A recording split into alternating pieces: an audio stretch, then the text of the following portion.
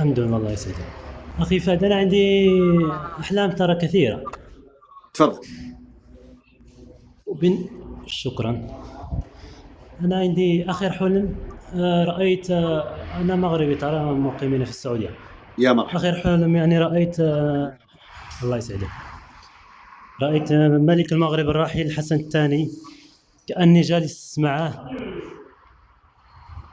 معاه كده شوي، تمشينا مع بعض في الطريق، رحنا المكان فيه ناس كثير، يعني أنا بشوفه كأني، وفي ناس يعني ما يشوفونه، كأنه مختفي عنهم.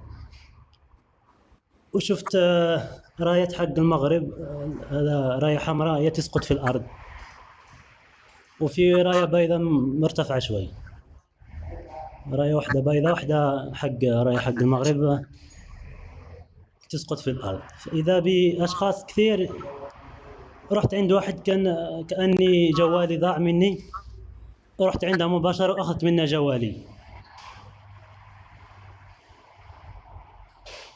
انتهى الحلم. هذا متى شفته؟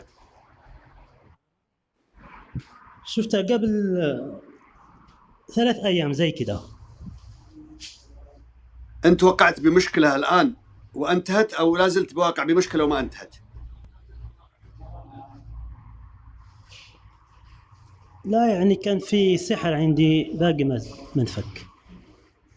وأنت عرفت أنه سحر فعلا، وعرفت منهم الأشخاص اللي آذوك أو تشك فيهم؟ هي أنا كنت يعني بشتغل كده في مكان، هي أنا كنت بشوف الناس اللي كانوا يسحروني كده.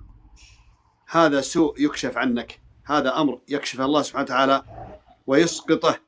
سقوط الأحمر وظهور الأبيض هذا سقوط الشر وظهور الخير بإذن الله سبحانه وتعالى. ويدل هذا أنك ترى الميت، هذا يدل على أنه سيزول منك أمر تبحث عن زواله بإذن الله. إن شاء الله، الله يسعدك. وفي حلم ثاني، الله يسعدك حبيبي. قول.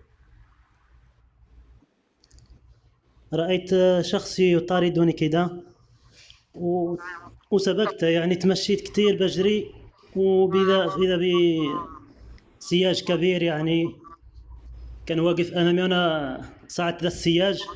لما تعديت السياج بسهولة، يعني لما تعديت السياج نزلت، فإذا بالوالدة يعني معها دولب. الدولب هذا فيه مكسرات، تقول لي انظر في الدولب، إذا بشوفك مكسرات في الدولب ذا. وشوي طلقت عيوني على المدى البعيد كده، بشوف طبيعة وكده، يعني أرض خضراء جميلة.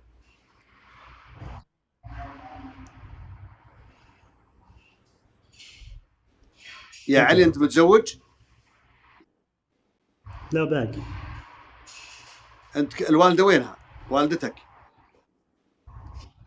هي في المغرب موجودة يعني. أنت كلمتها عن موضوع لك خاص؟ كلمت الوالدة أنت تبحث لك عن موضوع يخصك؟ لا والله، ما كلمتها عن شيء. وهذا المنام متى شفته؟ قبل يومين زي كده. كم عمرك يا علي؟ كم عمرك؟ 32. تزوجت ولا لسه؟ لا، باقي. إيه، هذا زواج لك بإذن الله سبحانه وتعالى عن طريق الوالدة، والله أعلى وأعلم. إن شاء الله. في لكن حلم علي، كان ممكن حبيبي. علي خلني أقول لك شيء، معلش يعني قبل لا تروح. إذا خطبت أو خطب لك عن طريق الوالدة، فتأكد واسأل ودقق في السؤال عن البنت اللي بتخطبها، اعرف من أي بيت تخرج. إن شاء الله. أعطونا لحظة حبيبي. لحظة بالله، لا حياك الله علي، لحظة بس بطلع عبد الله سعيد. طيب، مرحبا. السلام بعدين عليكم يا هدى. شيخ.